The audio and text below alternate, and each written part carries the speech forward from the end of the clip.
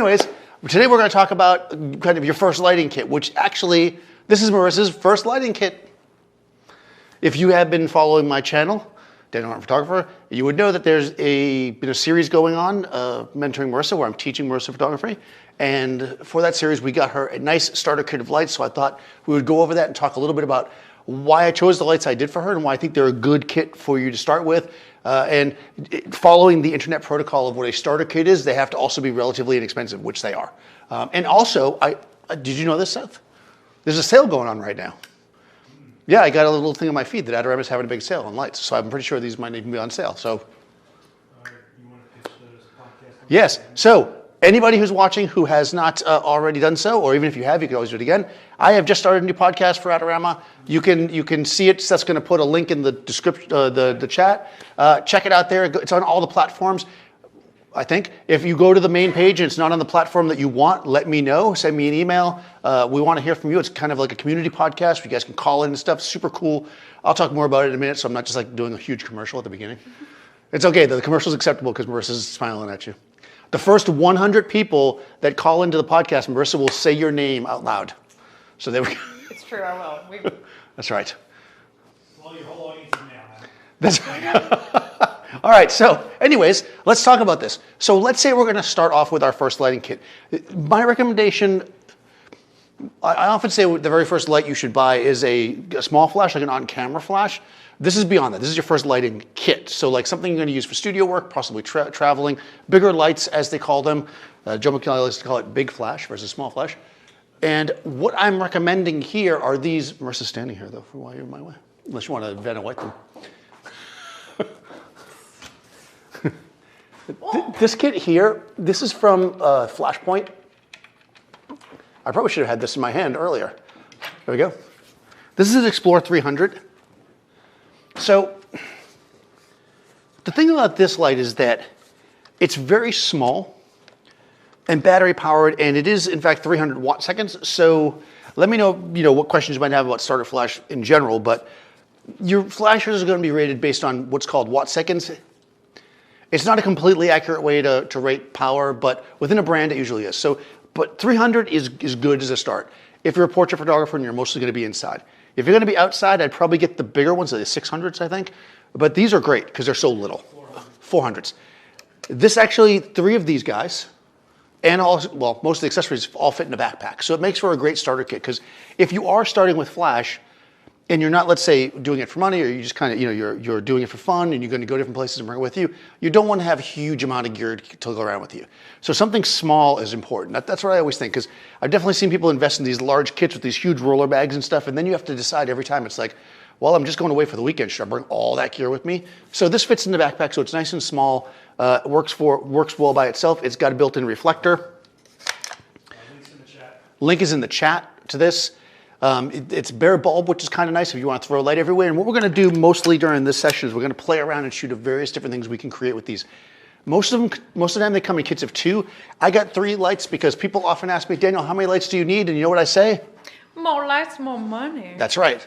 But 3 lights is perfect because somewhere somebody wrote down in a book that there's 3-point lighting. Exactly, 3-point lighting. She's got it. We obviously didn't script. She did not read her lines perfectly. Okay. All right, so let's do this. We'll take pictures too as we do this. That way, you guys can see pretty pictures. So, if you're starting out with lighting, because you may not have the funds, let's say, to start with all of these, you might want to start with one light. One of the best accessories you can start with to light with is umbrellas. So, this is a translucent umbrella. These are from Godox. This is like a 36-inch, right? Umbrella, something like that. Roughly, yeah. 33 inches, somewhere around there. It's from Godox. Have you heard of that brand? Yes, I have. And they're a fantastic brand. They're having a sale. On Adorama. We're trying a hard sell. It's not working for us. Okay, so with the translucent umbrella, often called a shoot-through umbrella, we can create soft light by getting it real close to our subject, right? We can bring it.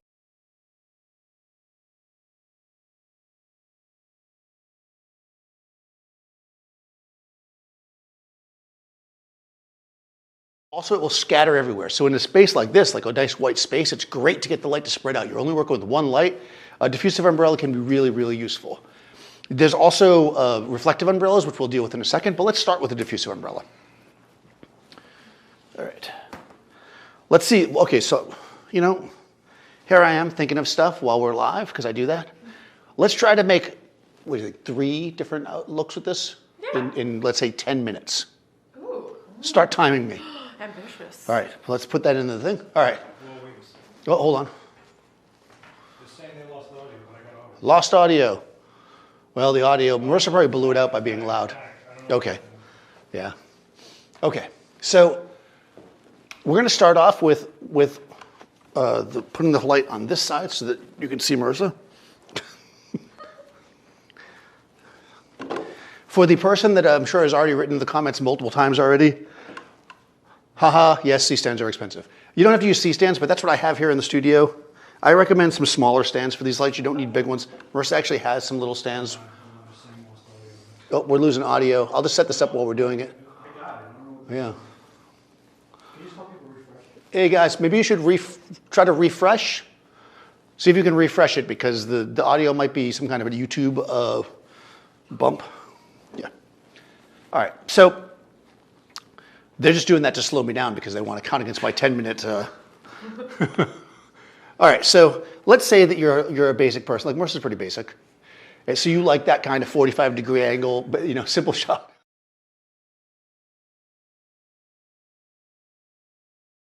When you take a picture really quickly because you think it's funny.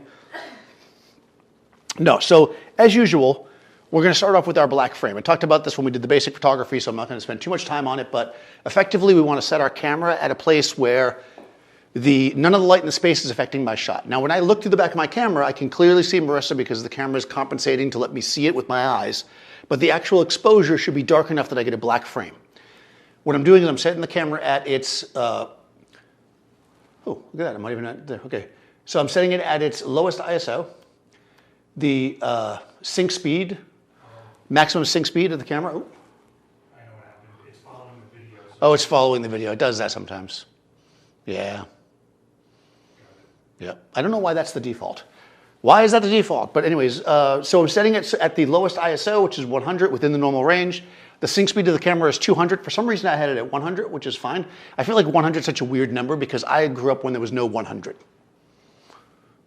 I know, right? You live in a brave new world. You have 100. I only had 125. So I'm going to set it at 125. And we're going to set it to 5.6 because I like that number. No, you're going to take your aperture is going to be based on the light in the space, of course. So when we make a shot, you'll see, which I already did over here, we have a black frame. Now, what we want to do here is we want to look at our image. I'm going to jump over to the exposure, and I'm just going to make sure it's pretty deeply underexposed, at least a stop or two. There's Marissa there. That's about 1.5 stops there. I'm going to go to 160, and we're going to go there. Okay, so now we know we have a black frame. Now we're going to use what's called TTL. This flash has TTL. I definitely recommend, if it's in your budget, to start with some kind of flash system that has TTL. It's going to make your life a lot easier. Oh, hold on. Oh, the people are yelling at me that they don't like to shoot on manual. They don't shoot on automatic, and the TTL is through the lens metering. It means that you're using the meter in your camera. So let's say it with me, people. We're using the meter in your camera. So guess what? When you're using TTL, you're using a meter, the one in your camera, right? So we can look at the TTL lights as that. And remember, TTL is going to give us a baseline of what the camera thinks is the correct exposure, and then we can adjust if we'd like. So this is in my A group. I know that because there's a piece of tape on there that says A. I'm going to press A here. I'm going to press the button that says mode. It says TTL now. And Marissa's going to look pretty, and I'm going to take a picture. And there she is, right? Even with all that yammering, we still got the shot. Boom, there she is, nice and crispy. Background's black because there's a piece of duvetyne back there. The light bounces everywhere. We got a nice 3/4 shot. The top of her head is in the shot. We are breaking new ground here. This light is kind of your basic 45-degree light, real simple, only with one light. We don't even have a reflector in here. We have a little bit of modeling to the face. If we wanted to fill in, we could bring a reflector, but I moved a coat rack in front of the thing where the reflectors are, so we'll wait to do that. So that's one shot. But if we want to shoot something more glamorous, because Marissa is pretty glamorous, right? We want to shoot something a little more glamorous. So we're going to actually take this light, and what we're going to do is build contrast by moving the light closer to her. Yep. And what I'm going to do is, I'm going to cough.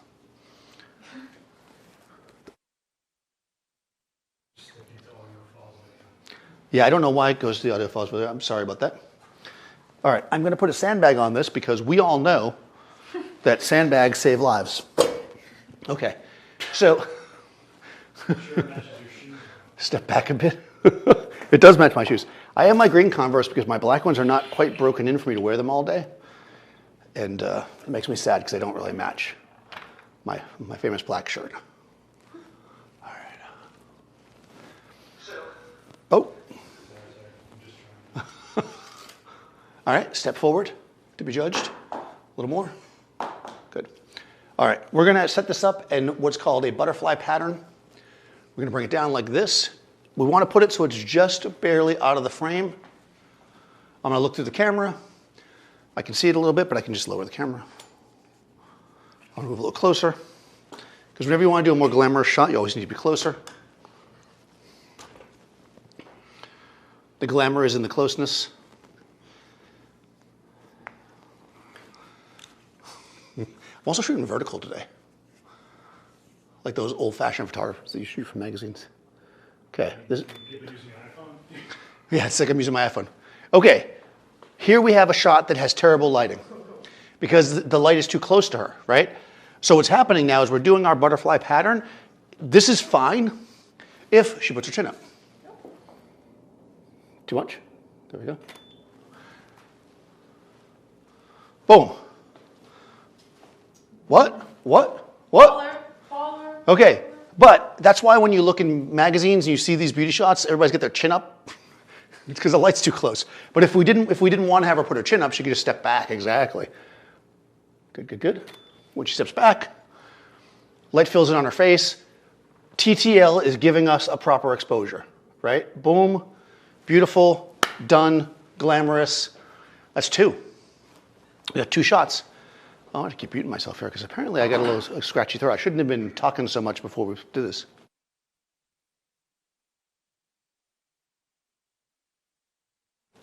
Okay. Soda will clear up that throat. Yeah, thick, syrupy soda. All I have is soda. I do have water actually, but I'm leaving the set now because Seth is giving me a hard time. You're only alive. Yeah, there we go. Let's just do that. Some ASMR.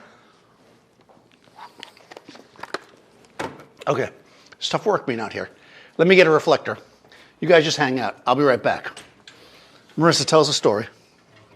Once upon a time, there was a young boy named Daniel Norton. And he was a freak. Okay. Wow. You know they can hear you. What are you holding on to it for? Step back, you're not in the right light. There we go. All right, I'm just going to have the thing in the shot a little bit because, okay. Boom, filled in, absolutely gorgeous. And you can always tell when it's a shot that I did because you can see Marissa's holding the reflector because she loves to hold on to it. Let me actually focus this time. All right. Do you want, I shouldn't hold on. No, don't hold it. Good. Okay, nice and filled in, beautiful. So we've got that one. That's one. That's without the reflector. We won't count this one because that's cheating. Boom. Okay.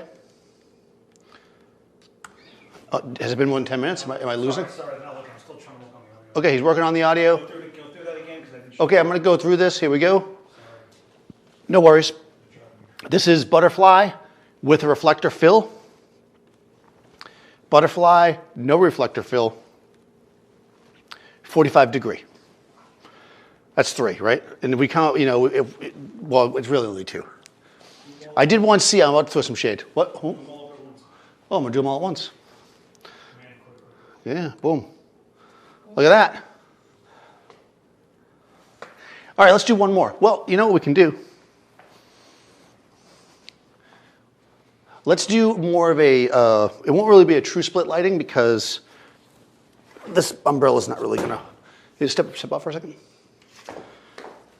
It's gonna wrap around so much, but we can do more of like a sideways lighting because I feel like the beauty of a lot of shots is in the shadows. You know, we like to have some shadow to shape and create. So using an umbrella where it's going to throw the light everywhere is going to really help us kind of create that shadowy feel. Yeah, step up. Good, you're good. Put this right here. Now, the light's going to come from the side, creating some shadow. It's going to wrap around. Light doesn't wrap around, Daniel. It moves in a straight line because linear patterns of... Okay, thank you. All right. I'm not a nuclear physicist, but I play one on the weekends. All right. So now we've got this kind of side lit shot. Let's just work your face slightly towards light. Not all the way, just a little bit. Keep that light out of that shot. Like right here. I like to have my lights in the shot. Boom. So they're asking, do modern battery-powered flashes have auto-dump feature to reduce the power? Okay, so do modern flashes have auto dump feature? Oh, that's actually, wow, that's bringing back some memories there. So it used to be, when I was a child, the capacitors of the flash would charge up, right? That's basically how a flash works, and then it would fire. So if you turn your flash up all the way, the capacitors would completely fill, and then if you turned it down again and you didn't dump them, meaning fire it and let it refill again, it would sometimes be inaccurate, right? As far as the power, it'd be off. Most modern flashes are totally fine, and one of the main reasons for that is because with TTL capability, they've got to be fluctuating all the time. So I think any flash that I've used in the last 10 years has had a pretty decent auto dump by itself, so you don't have to worry too much about that. But that's a good question, actually. The auto dump is also another name for a junkyard. Yeah, and then we get a little fill. So if you like that kind of light, I don't think it really suits what we're doing here because it's a little too dramatic with just the one light. You like that segue? You like that segue? What if we had another light? Here's where we might want to deal with some separation. This is why it's good to have a couple of lights. When you get a kit, typically they're coming with two lights because it gives you some balance points, right? You can start to create and shape and add some three-dimensionality. Because if you look at, let's say painting is a good example, where they use a highlight to a mid-tone to a dark to a highlight to create that three-dimensionality, that's what we're going to do here. All right, let's do it. I didn't hear any cheers or anything, but I guess we're not in front of it yet. Okay, perfect, okay. We'll keep the umbrella because people like umbrellas. Actually, you know what? You guys paid a lot for this. I feel like I'm being cheap here, just using the one light. So, one umbrella. I'm going to switch it out for you because I'm that kind of guy. I know. A lot of demo guys would be like, "Oh no, I'm using this umbrella for the whole demo because that's what I do." But not me. I have this umbrella as well. This one is silver on the inside. You know what it reminds me of a little bit? You ever have Jiffy Pop? No. Okay. See, before a microwave was invented. Oh, popcorn. Okay. I see what you're saying. She's even laughing. Now you know it's funny. You can also have it when you go camping. Seth gets laughs from the audience, not me. She's your audience. Great. All right, we're going to use this one first because I just want to see how spectacularly specular it is. Oh yeah, that is specular.com. It's like, boom. Silver umbrella is going to have a different feel, right? It's punchy. What am I focused on? Man, you're stretching. Yeah. Okay. Let me... Oh, sorry about that. Apparently my camera is set on the thing that when you touch the screen, it takes a picture. All right, now let's try. Shut it off? No, I'm good. Because you're going to touch it all the time. Nope, I'm good. Okay, there we go. That is specularly spectacular. So now we've got this punchy specular light coming from the front. Notice the angle of it. It's kind of wrapping around, creating light on this side of her face. If we want more shadow, if we wanted to foreshadow, I could turn the light more this way. Again, because the silver umbrella is giving us a bit more of a focus of where the light falls. It's harder because it's further away by its nature, right? Because the shoot-through umbrella can be closer because put it right up close. But also it's got that kind of focused light in, right? Yeah, there we go. That's nice. So that's cool, except, you know, she's falling off into the darkness and you're like, hey, Daniel, that's what it looks like when I go to the club. The club? I go to the club and I take a picture with the flash on my camera. It goes dark in the back. So you can imagine this is like a club shot. Okay. Okay, so let's do a little bit of, let's finesse this up a little bit. I'm going to use this here. This is a Godox ADS60S. Just rolls off.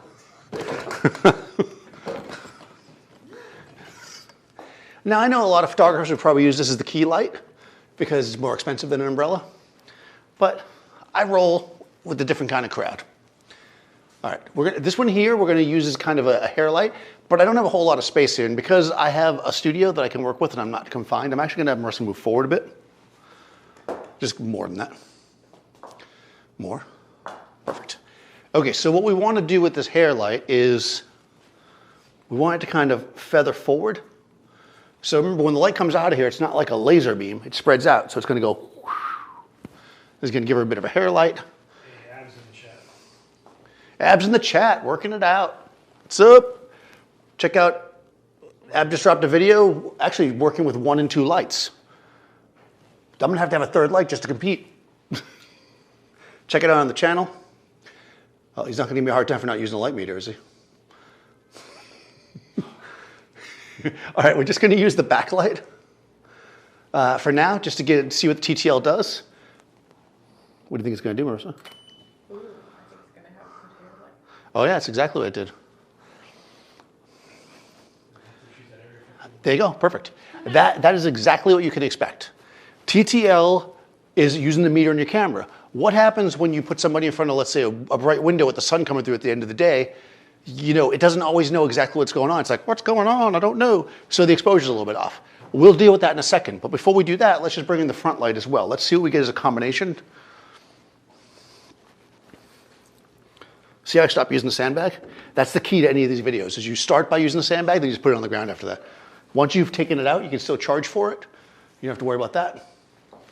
Now I'm silver and silver, right? Marissa tends to like gold, but you know, we don't have that kind of budget. I'm gonna turn the A light on. Boom, boom, boom. Oh. Oh, I think I blinked. I don't know what that was about. That felt like. Wow, that is glamorous. It's like we went back to 1984. You are like 1984 all over wait, again. let me do it dramatically. Okay, hold on. Let's see. It's like the drunk. There it is. I think I blinked again. Dang. Why are you blinking? No, that's good. That's perfect. That is definitely, all right, so we got a little something going on. We've got a little lens flare action. Because that backlight's too bright, right? We're like, you're too light backlight, too bright backlight. If we go over here, let's see if I can make this work.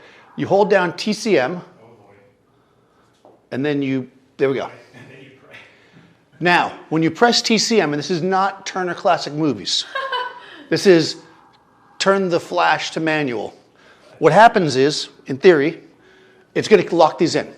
Once we lock them in, we can then start messing around. So let's take a shot here. Move the A light to 16th power, the B light to 1/4. So let's take a peek, see what we get. Oh, what's the background material? The background material is duvetyne. Also, It- you should specify TCM specific to this system.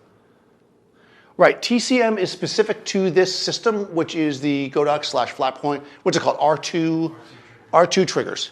It's not part of all the trigger systems, but you know, I recommend getting the most deluxe trigger you can get because it's impressive. What is actually causing the light on the background like that? Okay, so what's actually causing the light on the background? That's actually not light on the background, that is a lens flare. It's this, it is flaring. So I'm gonna move it this way slightly, number one, to make it out of my lens, but I'm also gonna turn it down, right? There's way too much juice coming out of that. So I'm gonna go over here to my B light. I'm gonna have a remote on top of my camera, and I'm gonna use my little dial. And using the inverse square law and some science and a guess, I'm gonna go down 3 stops. Ooh, wow, Marissa's all kinds of blinks today. Blinking. Okay, that's too much. Because I'm liking this 80s vibe thing going on here. So I'm gonna bring it back up 1 stop. I'm at 1/64th power. Sweater's all Stranger Things looking. Yeah, exactly. It's very Stranger Things. Okay, there we go. Now we're getting that little bit of glow. You know what? I don't think I'm loving this light in the front. As much as I love my spectacular silver umbrella, I feel like Marissa's the kind of person that needs... You ready for it? Whoa, whoa, whoa, whoa. Parabolic. Oh no. The buzzwords are coming out today. If you thought I was going to come here without having a parabolic light, I think this one's called parabolic, then you were wrong. This is a Glow Pop 40, I think is the name of it. Yeah, it says right on it, right? The cinefoil work as an Easy lock. long lens hood to stop the flare. Whoosh. Would cinefoil work As a lens hood. as a lens hood to stop the flare? I probably would not use it that way in this case. If you wanted to use cinefoil to stop the flare, I'd probably use them like a flag. Yeah, it's from the light. Not But the it, lens. yeah, it's just that the light was too powerful.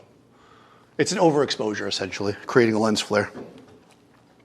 All right, so this is, I was wrong. I said easy pop, but it's easy lock. I like that. Parabolic. It's easy lock, 25.5 inch deep parabolic softbox.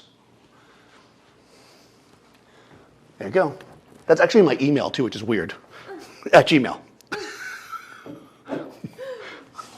All right, so I'm gonna bring this in more or less same position. Why am I using this? Well, a couple things. This is not silver. It is white inside, so it's gonna be less specular, so it's gonna bring my highlights down. It's also, by its nature, going to be closer, even if I left the stand in the same spot, because the light is closer, right? The other one goes away from the light. Yeah, thank you. And I'm gonna turn that off. Thanks for. Thank you. I got it. I'm turning it off with my magic controller. Because this is C group. Yeah, that's in my C group. All right, so I'm bringing in a new light. Now, each of these lights can be in a different group. So what your groups do for you is allows you to kind of control your zones of power. So right now I have this B light where I want it. It's got a nice hair light vibe, little kind of 80s Scream Queen vibe going on. Halloween part 1 and 2, not 3. 3 was interesting, but kind of weird. Well, I mean, I like 3, but it was just weird. That's the one with the pumpkins that the pumpkin masks, no? Seth must know that. Halloween 3 has the pumpkin masks. And it's like, 3 more days till Halloween. Okay. All right. Ooh, there we go. I would say that's bordering on. Fabulous. Rembrandt, you say? No, I didn't say that. Rembrandt? I'm going to lower the light a tiny bit. So they're asking what's Marissa's height, I'm guessing. For the, How tall is Marissa? Ooh, 5'8.5" and 3/4. Am I accurate? Actually, yeah, that's Yeah, there we go. very accurate.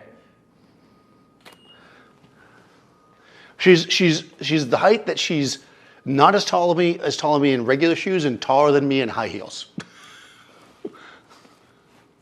And the light is 1.5 feet above her head, and it's about the size. If you're just kind of trying for a key light, you want to put it roughly as close as the size of the light to the subject. It's a good place to start. So that's about as far away as that is, 25.5 inches. I'm going to turn the B light back on. Okay. All right, and here we go. Boom. You have to make that sound. Oh, when I put the B light back on, it went into TTL because it felt like it. So I'm going to go back. Oh, all right. I'm going to go to manual. Luckily, I memorized where it was, right? 64th. So I'm going to go down to 64th power. All right, here we go. So B light's on 64th power. A light is on 16th currently, which is too much. So I'm going to, I'm C light rather. That's a stop, at least a stop overexposed. All right, going to, this is now a quarter. so there's a question. Okay. Oh my word. Man, what just happened? This is perfect. Hold on. Let's try that again.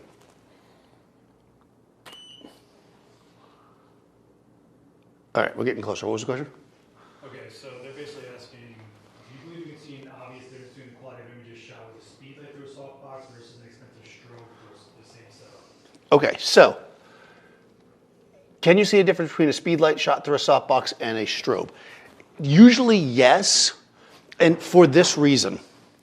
Most speedlights are going to just toss the light directly forward. So what happens is, okay, so when you take a strobe like this, can we see this? Can you see this one? You can see that. Okay. Yeah, so the bulb inside here is sticking out into the softbox. What happens is, when the light comes out of it, it comes out of the side of the flash, it wraps around the inside here, and then, ideally hits the diffusion and stuff if you have this in front, creating a very even light coming forward. When you use a speed light, it shoots the light directly forward, which hits the front, and then that scatters the light. So it's definitely a different feel.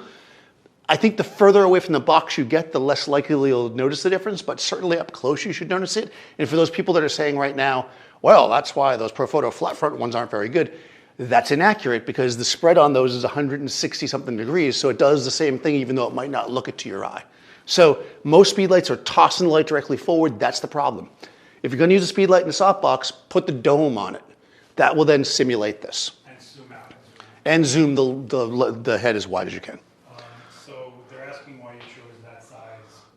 It's not really, I think it's a parabolic. The parabolic? Okay, so I chose this size because when you're making a portrait of somebody, you want to make sure that the light source, a single subject, the light source is larger than your general amount that you're going to photograph. So head and shoulders, this is basically about that size. So it's a good size for a head and shoulder shot. That Marissa had wanted to do head shots primarily, so I thought this would be a good size. If you're photographing larger things, then you probably want a larger box. It's not that you can't photograph larger things with this, but you'd have to back it up, which would then effectively possibly make it harder and also harder to control the spill. So I think this is a good size.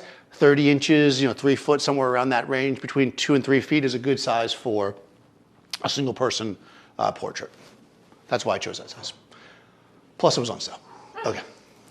Yeah, it's the real thing. All right, so this is pretty nice, except for I'm getting a little bit light on her cheek. There's two things you could do here. One is just have her favored the other way to not have the light on the cheek, which if I was doing a quick portrait with somebody who I had to get in and out, I wouldn't want to be futzing around with the light for a bunch of time. So that's probably what I would do. But since we're doing a lighting demo, the right thing to do here is I'm going to feather the light off a little bit more. Because remember, I moved it. So I'm just going to take it and move it sideways. That should get it off her cheek. I'll also move it back slightly. What's going to happen is if you have a subject that has longer hair, the hair is going to change during the shoot, so just be wary of where the light's falling, because it's possibly that her hair changed position as well. So, good. There we go. Now that's off of her cheek. We've got this nice light here. It's still here. If you don't like that, we could mess with it. We've got this nice triangle of light over her on that one cheek. I don't know what we could call that. That could be called something. I don't know. But we get that. The other thing we can do here, since I like this and I don't want to move the light anymore, is two things. Either she can turn her face slightly this way. Right? That's one solution, which works, right? Also nice. That's now creating more of a butterfly light on her face. If you like that other style, that triangle, tell me a name that you could call that style. I don't know what I'd call it.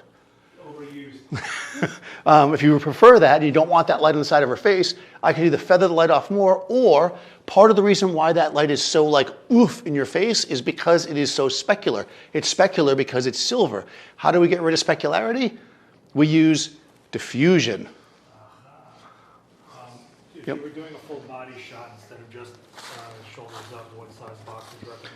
So if you're doing a full body shot, I probably would go with a 3x4. So if it's an octa or something, maybe like a 5-footer would be good. That would be my go-to. What power is the light set at? At 1/32 for the key light up front. Nope, this is not the right one. Assuming that Marissa didn't lose it, there is actually a diffusion for this. Here we go. All right. We've got this diffuser here, nice and heavy duty. There is also an internal one, but I'm sure you don't want to sit here and watch me put things in diffusers and lights all day, so we'll go with one.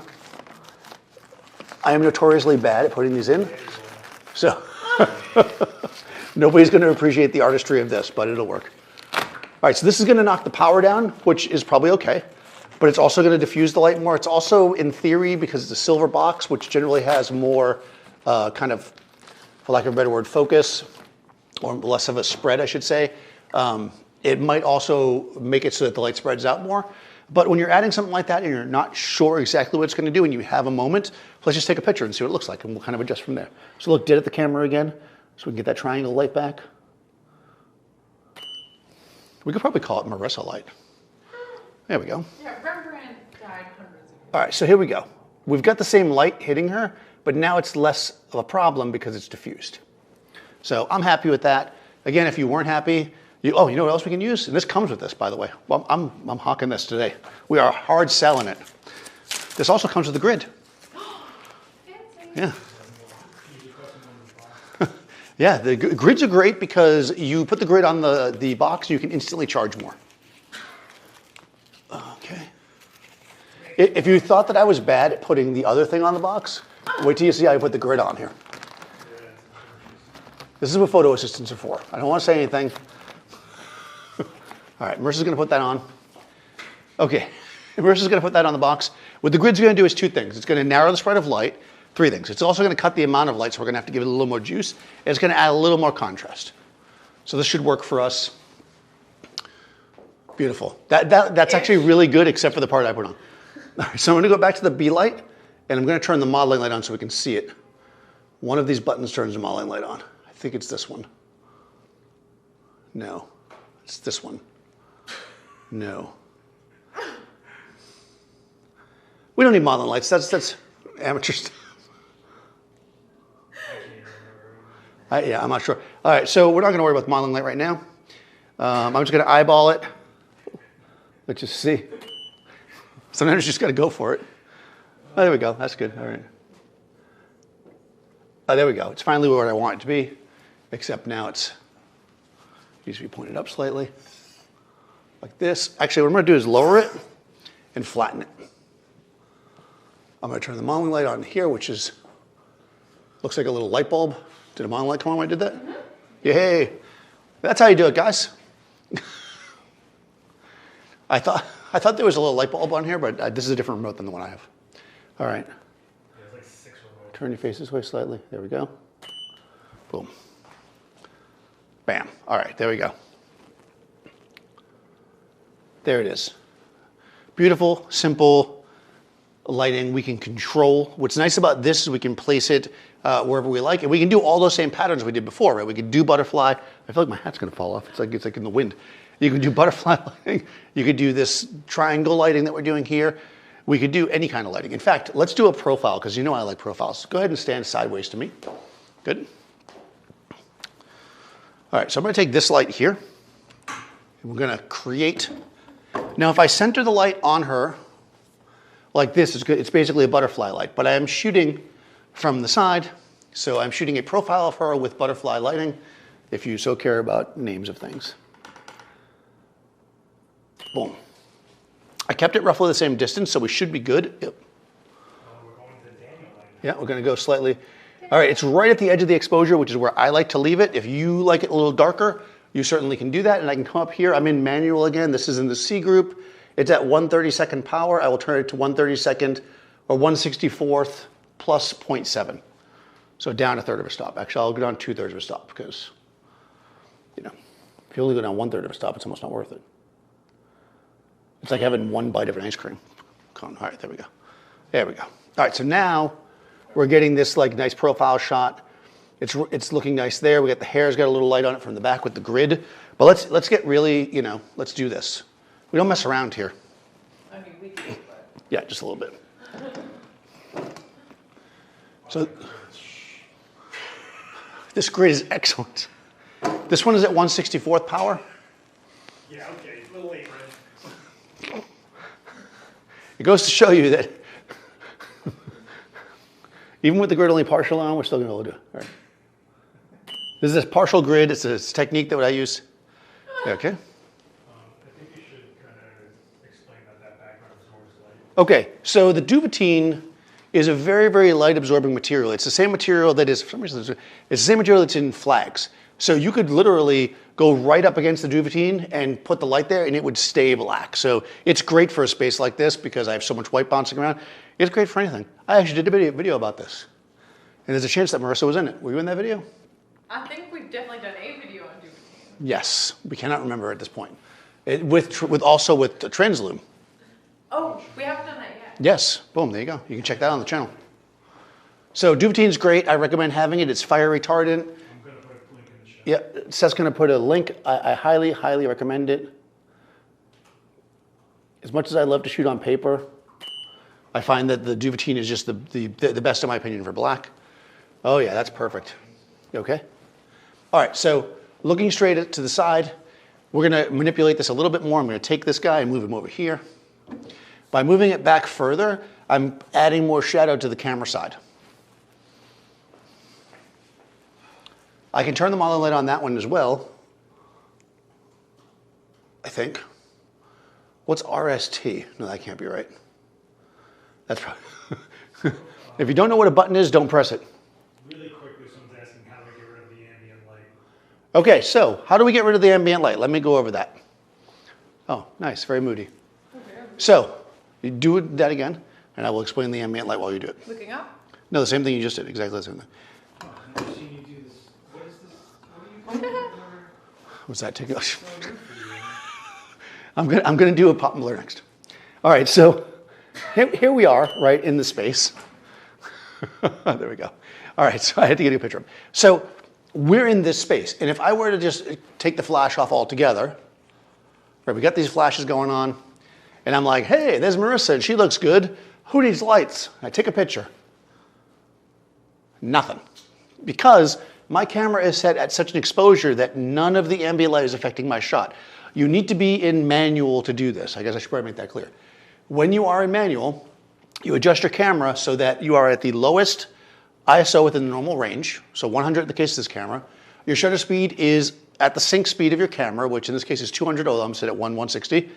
And then you adjust your aperture until you get a black frame. So if I was to do it from scratch for you guys, because you know, I like to do that. Let me do this. I'm in capture one right now. I'm gonna hit the little thing so you guys can see through the camera. I think. Nope, I took a picture, that's the wrong button. All right, I'm gonna do that. All right, this is what the camera sees currently. If I were to adjust my camera so I could see her, the most common way people would do it is with their ISO, because why not? Nobody even knows what ISO means anymore, right? They're like, what, ISO, ISO? Why no ISO? And there we go, there's Marissa with the ambient light. You can shoot at 8,000 ISO. There's nothing wrong with that, if that's what makes you happy. Boom, there you are, right? Looking so good. And you know what? These modern cameras are pretty darn good at doing that. The main issue, besides the fact of the lack of fidelity and stuff that you would get, is that when you are shooting in a space with ambient light, it doesn't always look good. You know, it's not always balanced. It could be really bright in one area, really dark in another. Here I have it lit up because we're shooting a video very flat, so it's not terrible. But when we want to get rid of that, I'm just going to drop my ISO down to 100. Also the color shift. And the color shifts when you go, you know, there's just so many reasons to want to bring your own lights in. That doesn't mean you can never use some of the light in the space. It just means that ideally you want to be able to control it if you can. So I throw my flash back on top. What's going to happen is the camera knows the flash is on here. This might be specific to this camera, but generally speaking, this is the case. Camera knows the flash is on here, and now I can see Marissa. It's kind of fooling me, right? It's like, look, there's Marissa. But I know, because I did my test, that she's not there. And in fact, if I press the little button on the front of the camera, which Seth showed me how to program. Why don't you do the live view? Okay. I'm going to do the live view. Okay, so there she is again, because the camera's doing the magic to let me see it. But this is what it really looks like when I press this button here. I'll be like, oh no. So now let's say, for instance, I want to mix it. I want to fill in with the ambient light. I could start adjusting. I'll do my shutter speed this time. My shutter speed until I start to see her. And then I'm like, you know what? That's pretty good. Then I go like this, and then I do TTL, and boom. Now I've got a shot that is using both the flash and the ambient light in my same shot. Would you ever want to do that? Maybe. Did I want to do it right now when she was facing the wrong way? Probably not. Go ahead and look towards the light like you're like a model. There we go. Now we're mixing the light, right? So sometimes it's worthwhile to do that. It depends on what you're doing, you know. So that's how we get rid of the light in the space. So let's go back to where we were, because I don't want to shoot at 20th of a second, because I will get some blur. Now, effectively, I should mention this too, because this comes up once in a while. if you are shooting in a way that none of the light and the space affects your shot, effectively the flash duration is your shutter speed.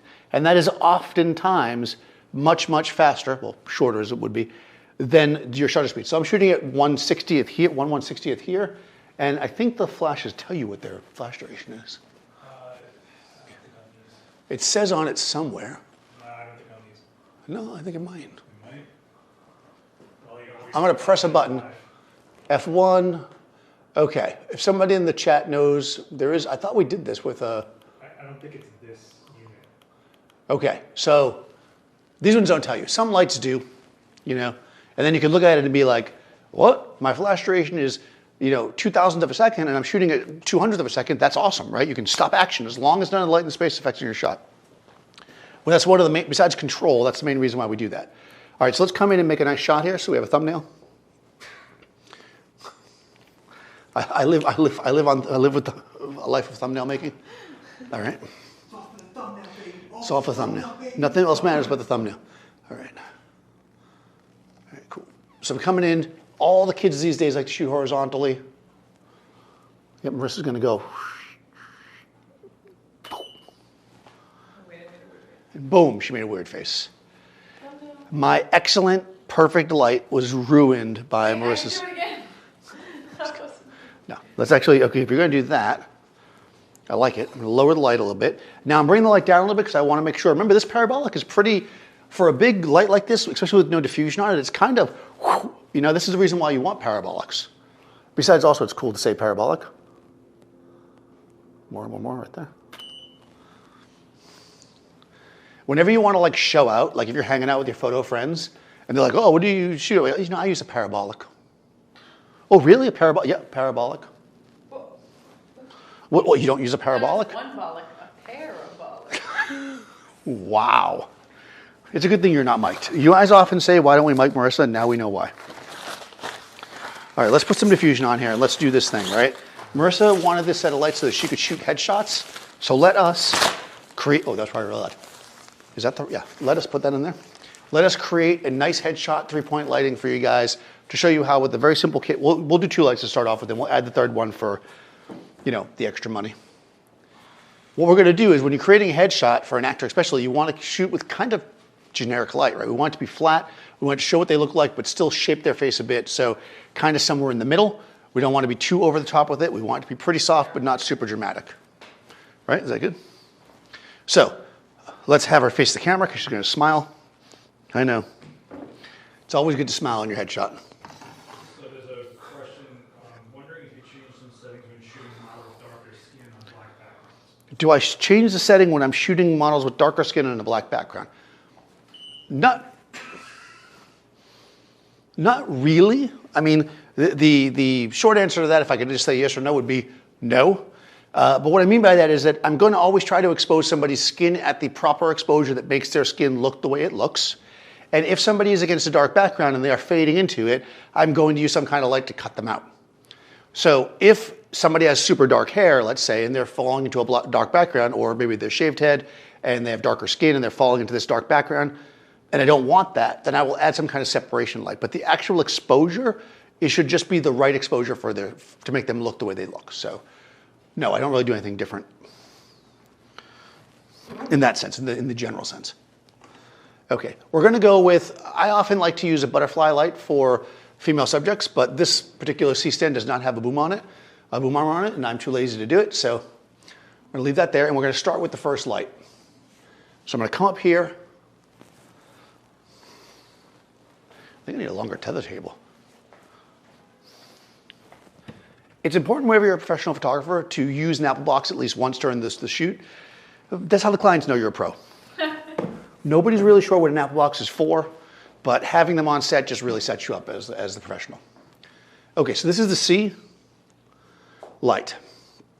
I'm going to take the B light, which is my hair light thing, and I'm going to turn it off for right now. I'm going to take the C light, and I'm going to switch it back to TTL because I need to use a meter. And what's TTL? Through the lens. Metering, right, exactly. I'm going to go down a little lower because nobody likes the top of Marissa's head, and we're going to get a basic exposure. Okay. Right. Okay, so this is nice and flat with some definition, but the shadows might be too dark for most of us. So what are we going to use? This video has been sponsored by the Brooklyn Reflector. Handmade artisanal reflectors, straight from Brooklyn. I spray painted that here, thank you. Okay, this one was, Sets above. right, even though they're actually made in Manhattan now, that's not as cool, so we have to say they're from Brooklyn. Well, you shot my video on my channel where I made them. That's right, Seth made those on his channel, Last Ex-Witness. You can find him spray painting like a boss. There we go. So now that's the white side. Silver side would be too specular for this, but remember we're creating kind of a neutral image. It's a little on the dark side, but I'm going to leave everything the way it is for now. Now let's bring in some kind of separation light. Normally I would shoot a headshot against a white background, but You're a baller. I'm a baller. There we go. That's okay, thank you. So I'm going to come back with this separation light. I'm going to rake it across her shoulders to create more of like a raker shoulder light. Oh, look, there's a modeling light on. I put a link to the Easy Box thing in the chat. Okay, there's a link to the Easy Box in the chat. This is actually a very nice box. It pops. It's called Easy Lock, but it goes pop. That's why I thought they were called Pop. I think they used to be called Pop. Wasn't Pop the guy from Archie's Comics that had the Oh restaurant? yeah, Pop's Diner. Yeah, there you go. Okay. Thank you, Marissa. Usually I say these things and people just stare at me, so I'm glad that.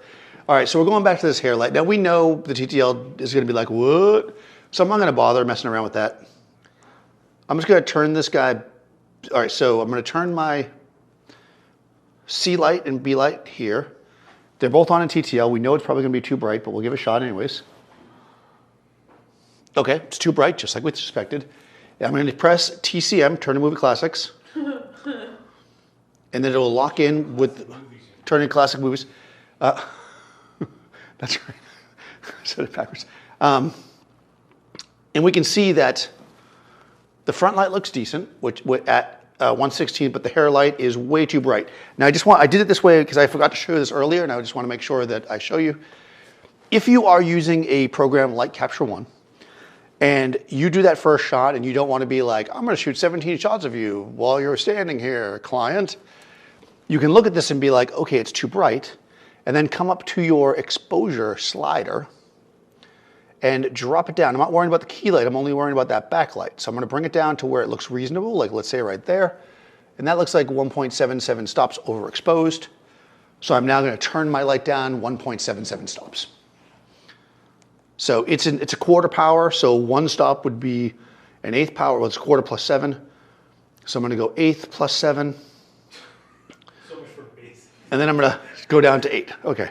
So I'm going to go 1/8 power. Math.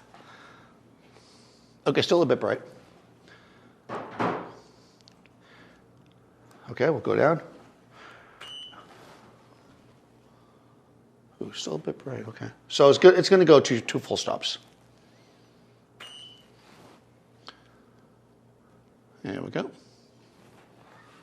It is turning down, right? Okay. 2 stops and a third. Hey, remember how I said that you didn't just have to stand here and keep doing test shots? Apparently that wasn't accurate. Okay, there we go. Now where we want to be, she's looking good. She's all like, hey, hire me for acting opportunities that might appear in New York City. All right. I'm going to bring this light a little bit this way, just so it's not in my shot. I'm going to go over here and I'm going to kick. It's important to kick the apple block. Watch this. Okay. I'm going to come in. I'm just going to chop off right above her, right at the top of her head, so that nobody can see the top of her head. But most people will kind of be thinking, does she have a top of her head? We're not really sure. And now we've got a nice, clean light. She'll have to fix her hair a little bit. We'll charge her extra for hair and makeup. We'll bring the white reflector in. And this is the one. This is going to make her a star. Wait. Fixing the hair. I'm going to make you a star. Make me a star, Daniel. Now I want to point out a couple things here. There we go. Couple things. No, Number 1, worse. she made her hair worse. It's so curly today. She can pay for a reshoot. That's all I'm going to say. So now, see, we've got this light. We're doing this reflector. She's coming in. Notice how the hair light is just brightening up her hair. It's not super, super bright. It's not overpowering. It's just coming in and doing that. Now, we could do it from both sides, but I feel like that'd be a bit much. I think at this point we got what we want. But the other thing I wanted to point out was this. I often see people, because I creep around and go on your photo shoots. Look, when you're doing a photo shoot next time, just kind of look out the window. You might see me there. I would see somebody with this lighting, and then they would do this. That was yours. Why are you going to do that? Generally you want your reflector, remember the reflector needs to be opposite where the light is, of course, but it also needs to kick the light in the direction you want it to be. If I put it directly opposite the light in this situation, it could, in theory, throw my shadows up in a really weird way. So you want to keep your reflector flat. Flat reflector is key for this kind of shot. So Marissa's really, really angling for a headshot here. So I really want the hair. Does the hair look bad? Just tell me. No, it's terrible. Oh, I don't know, Marissa. That's the one. Marissa's hair is so bad today. It's so curly. It's the worst. Now, the rule of photography is always that if you do something more than twice, you should use a stand. Seth is going to yell at me, but luckily on camera. Nope, I won't do it that way. Yes, I will. I'm just going to play with it because then it won't matter that it looks kind of messy. There's already got a circle. You can see this guy. You see it. It's already got the circle here. I don't know who did that. Probably me last time. I'm a baller. I can afford to buy more Brooklyn reflectors later. I've got so many Brooklyn reflectors. I have none. I have no Brooklyn reflectors. I just only take Seths. I'm that guy. You know, you have that one guy that like uses all your stuff. It's me. I dip her water in though. Okay. Her hair's all big and sassy.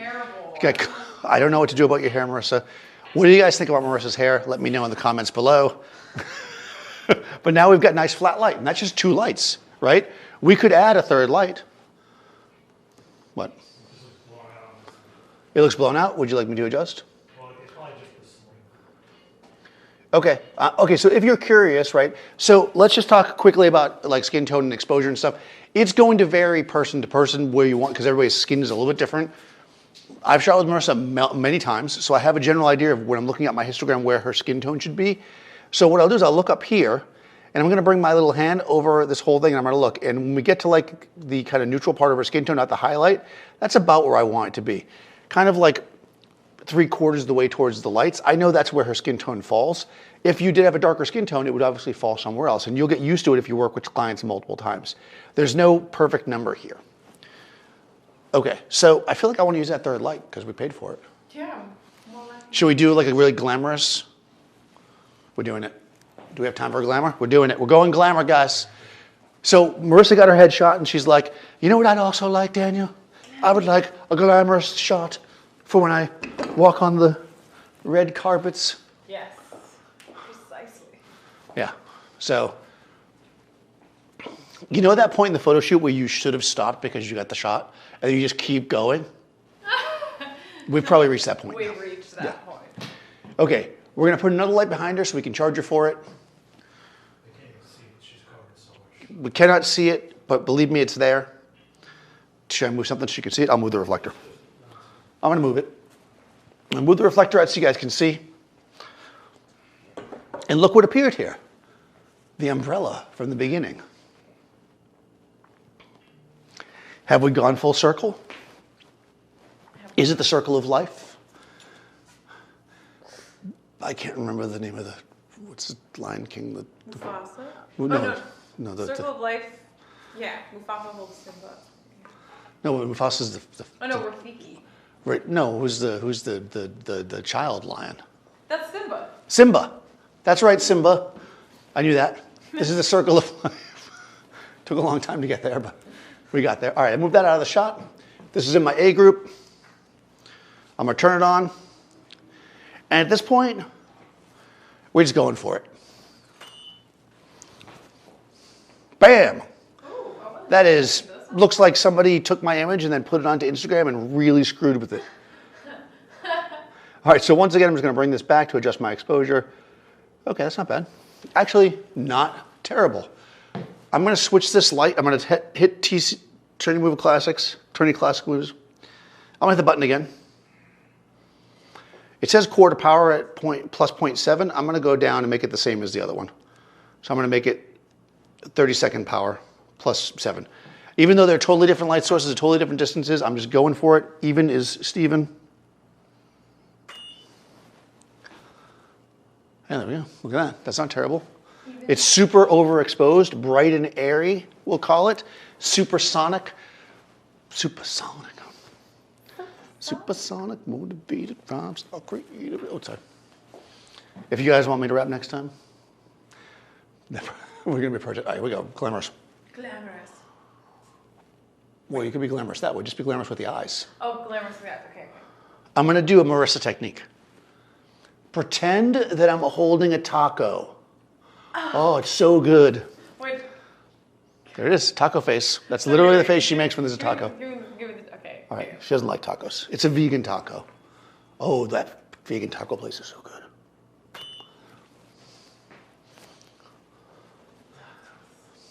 I actually like it better when you're being a little crazy. Can we crazier? Yeah, my whole exposure is a little bit bright. All right, so my entire exposure is bright. The camera is, everything's set in manual. So what I'm actually going to do here is I'm just going to close down the lens because I'd rather have a little bit more depth of field anyways. I'm going to go down to 6.3. Boom. There we go. That looks nice. Should we bring the reflector in as well? Now just know, guys, if you're shooting something and you're happy with this, you can already charge for the reflector because you've used it. So you don't need to bring it in again, but I like the reflector. So we're going to bring it in. Normally with Glamour, I would use silver. But I think in this case, we're going to stick with white because that worked for us before.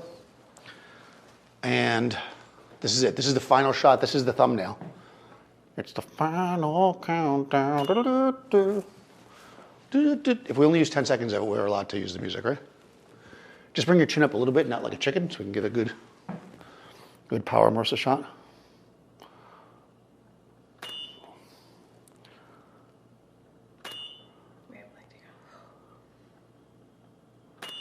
Nice. There we go. Clean as a whistle. Our whistle is actually clean. I'm not really sure about that. But simple, simple, simple, right? Inexpensive lighting kit. Seth put the stuff in the description. You guys can check it out. I'd be curious to know what go, question? Chat, but I don't, In this chat, rather, not the description. Sorry. Well, we'll put it in the description after or pin it to a comment or something. That makes me sound professional. Pin it to a comment. I'm going to pin that to a comment. Anyways, I would love to know what you guys are using because I'm really curious what people start with because I get a lot of questions. They're just like, well, I don't, I'm starting out, so maybe I don't have a large budget. So I was hoping this would be helpful. Hopefully it was to you. Let me know if you have any questions about this kit or starting out with your lighting, any questions in general. Be sure to follow Marissa. Her information is in the description. Follow me, Daniel Norton Photographer. Also, remember to go to the podcast. Link is in the chat. It's anchor.fm. A voice, so a voice, one word, with Daniel Norton. You can just search for it that way as well. The first 100 people that follow, Marissa will say your name out loud. So just so you should know that. And we'll go from there. Thanks, Seth. Check out his video on making the Brooklyn reflectors. He's already left the chat. Last text witness. I'm Daniel Norton. I'm not sure if we're still streaming, but I hope so. I'm just saying stuff now. Goodbye, guys.